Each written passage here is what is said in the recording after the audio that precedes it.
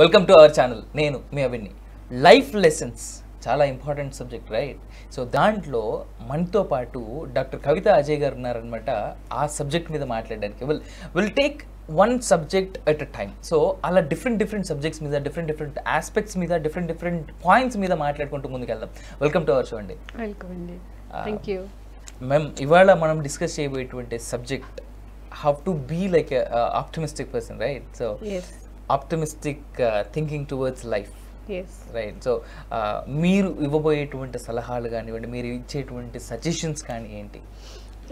Positive attitude అనేది మనందరికీ కూడా లైఫ్లో ముందుకెళ్ళడానికి చాలా అవసరం. కరెక్ట్. ఆ పాజిటివ్ యాటిట్యూడ్ని ఒక 3 ways నేను మీకు చెప్పాలనుకుంటున్నాను. ఆప్టిమిస్టిక్ వేస్ ఆఫ్ లైఫ్ అంటే ఫస్ట్ వన్ వచ్చేసి, ప్రతి ఒక్కరు కూడా చాలామంది నేను mister perfect, miss perfect, perfect అనే ట్యాగ్ లైన్ కోసమే కష్టపడుతూ ఉంటారు. సో ఎప్పుడైతే మనం పర్ఫెక్ట్గా కావాలి, పర్ఫెక్షనిజం కోసం కష్టపడతామో అప్పుడు మనకి స్ట్రెస్ వస్తుంది. సో అలా ఉండాలి, నేను ఇలాగే ఉండాలి అనుకున్నప్పుడు ఉండలేకపోయినప్పుడు స్ట్రెస్ వస్తుంది. సో అలా కాకుండా ది బెస్ట్ నేను ఏమి ఇవ్వగలుగుతాను అది ఇస్తే సరిపోతుంది అనుకున్నప్పుడు కూల్గా పని చేస్తాం. సో నేనేం చెప్తానంటే, ఎప్పుడు కూడా never try for the perfectionist, don't strive for the perfectionism, strive for the excellence. మనకి గీతాలో కూడా శ్రీకృష్ణ భగవాన్లు అదే చెప్తారు, కర్మణ్యేవాధికారస్తే మా ఫలేషు కదాచన మా కర్మ ఫలహేతుర్భ్యో మాతే సంగోత్స కర్మని. అంటే కర్మ చేయడం వరకే నీ వంతు, అంటే పని చేయడం వరకే నీ వంతు, ఫలితాన్ని నాకు వదిలిపెట్టు అంటారు. సో ఫలితం గురించి ఆశించకుండా ఇప్పుడు మనం ఈ ఇంటర్వ్యూ చేస్తున్నాం, ఇది సక్సెస్ అవుతానా లేదా అని టెన్షన్ పెట్టుకున్నాం అనుకోండి, ఇప్పుడు మనకి చేయలేం కదా.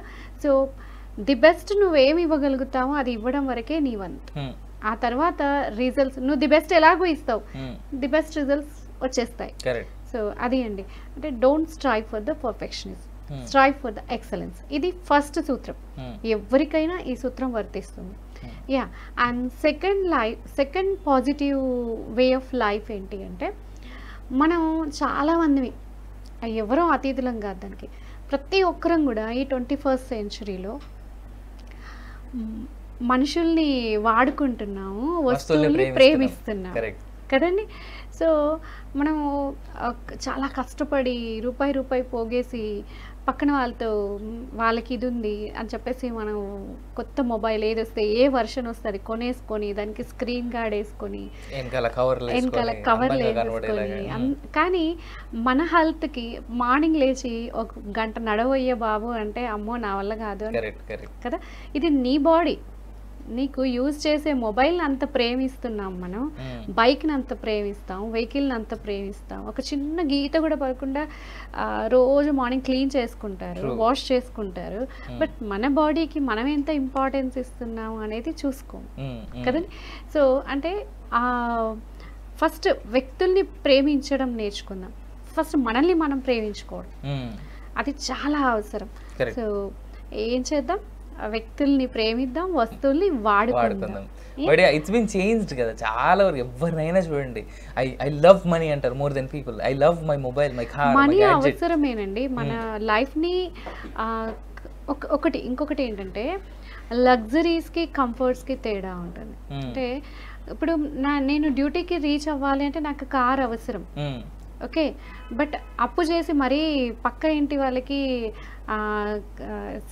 క్రెటా ఉంది, బ్రీజా ఉంది, నేను అదే కొనుక్కోవాలి అనుకొని అప్పు చేసి, నీ స్తోమతని మించి అప్పు చేసి నువ్వు అది కొంటే మళ్ళీ దాని ఈఎంఐలు కట్టడానికే సరిపోతుంది కదా.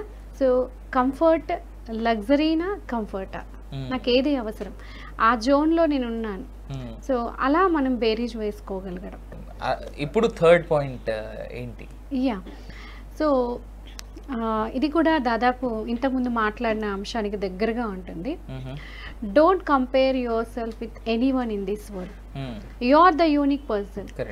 అంతేకాని వేరే వాళ్ళతో కంపేర్ చేసుకొని వాళ్ళలాగా నేను లేనేంటి అని కంపారిజన్ స్టార్ట్ అయినప్పుడు స్ట్రెస్ అనేది వస్తుంది. సో అలా కాకుండా ది బెస్ట్ నా వంతుగా నాకేం అవసరం, నాకేది కావాలి ఏది వద్దు, వేరే వాళ్ళతో పోల్చుకొని ఇక్కడ మీకు ఒక చిన్న ఒక ఎగ్జాంపుల్ నేను ఎక్కువ చెప్తుంటాను. స్ట్రెస్ ఎందుకు వస్తుంది అని చెప్పేసి ఒక ప్రొఫెసర్ గారింటికి తన స్టూడెంట్స్ వెళ్తారు. సార్ మాకు అసలు ఎవరు చూసినా స్ట్రెస్ అంటున్నారు, ప్రొద్దున లేచిన దగ్గర నుంచి స్ట్రెస్, అసలు ఏంటి స్ట్రెస్ ఎందుకు వస్తుంది అని అడిగితే ఓకే అని ఆయన తన ఒక చిన్న ఎగ్జాంపుల్తో వాళ్ళకి చాలా బాగా అర్థమయ్యేలాగా చెప్తారు. వాళ్ళకి వాళ్ళు వచ్చి కూర్చోగానే టీ సర్వ్ చేయబడుతుంది ట్రేలో. ఆ టీ అన్నీ కూడా ఒకటేమో గాజు గ్లాస్, ఒకటి పేపర్ గ్లాస్, ఒక పాత క్రాక్డ్ కప్పు, ఇలా డిఫరెంట్ కప్స్లో టీ సర్వ్ చేయబడుతుంది. సో మీ దగ్గరికి వస్తే మీరు ఏం చేస్తారు? ఫస్ట్ ది బెస్ట్ సెరామిక్ కప్పే తీసుకుంటారు, అంతే కదా, బాగుంది కాబట్టి. క్రాక్డ్ కప్ చూస్ చేస్తారా? లేదు. నా దగ్గరికి వస్తే నేను అంతే. అందరూ ది బెస్ట్ ఇంకా నాకు ఆప్షన్ లేదు కాబట్టి నా దగ్గర నుంచి నెక్స్ట్ లాస్ట్కి ఏది తప్పదు కాబట్టి మనం తీసుకుంటాం. సో బట్ మనకు కావాల్సింది ఏంటి ఇక్కడ? Tea. But we're focusing on the cups. అందువల్లే స్ట్రెస్. అంటే అవసరాలని మించి అంటే మనకి కావాల్సిన దాన్ని వదిలిపెట్టేసి ఇంకా ఏదో కావాలి అని పరిగెత్తుతున్నాం. కంపారిజన్ కదా. సో దానివల్ల స్ట్రెస్ వస్తుంది. So we should not compare ourselves with anyone in this world. Wonderful. But that explanation, that example ఏదైతే మీరు ఇచ్చారో దట్ ఈస్ మచ్ నీడెడ్. అంటే చుట్టూ ఉన్న వాళ్ళు చాలా మంది చూస్తాం, నా పక్కోడు ఐఫోన్ కొన్నాడు, ఐఫోన్ ఎక్సెస్ ఉంది వాడి దగ్గర, నా దగ్గర మోటరోలానే ఉంది, ఇది కావాలి అనేటువంటిది అనుకోవడం మంచిదే, కానీ దానికోసం డ్రైవింగ్ ఉండడం కూడా మంచిదే, కానీ మరీ కంపేర్ చేస్తూ నేను అఫోర్డ్ చేయకపోయినా కొనేటువంటి విషయాన్ని కంట్రోల్లో చేసుకోవాలి. ఓకే, కాంపిటీషన్ ఎక్కడి వరకు? ఒక హెల్దీ కాంపిటీషన్ పెట్టుకొని దాని కొరకు నువ్వు ఇంకా ఎంత ఎక్స్ట్రా వర్క్ చేయగలుగుతారా, మీ టాలెంట్ ఇంకెక్కడ ఎక్స్ప్లోర్ చేయగలుగుతారా, చేయొచ్చు.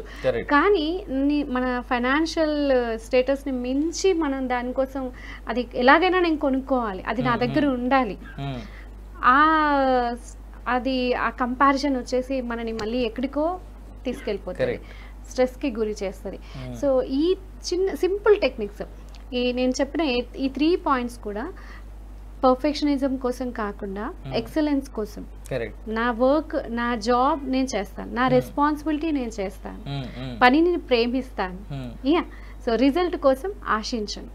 సెకండ్ వన్ వచ్చేసి కంపారిజన్, కంపేర్ చేసుకోకుండా ఉండడం, యా. అండ్ థర్డ్ వన్ వచ్చేసి మెటీరియలిజం, అంటే వ్యక్తుల్ని వాడుకుంటున్నాం, వస్తువుల్ని ప్రేమిస్తున్నాం, కాస్త పక్కకు వచ్చి వస్తువుల్ని వాడుకొని మనుషుల్ని ప్రేమిస్తే అది లైఫ్ చాలా కలర్ఫుల్ గా ఉంటుంది, బ్యూటిఫుల్ గా ఉంటుంది.